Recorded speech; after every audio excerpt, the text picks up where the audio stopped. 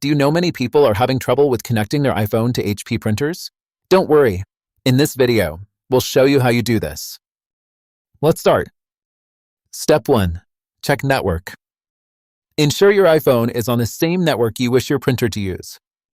Step 2. Activate AWC mode. Set your printer in AWC mode by holding the wireless button for 20 seconds. Step 3. Open HP Smart. Download and open the HP Smart app on your iPhone to begin setup. Step 4. Add printer. Tap the plus icon to add the printer, ensuring it's detected by the app. Step 5. Complete setup. Follow the app's on-screen instructions to complete the network setup.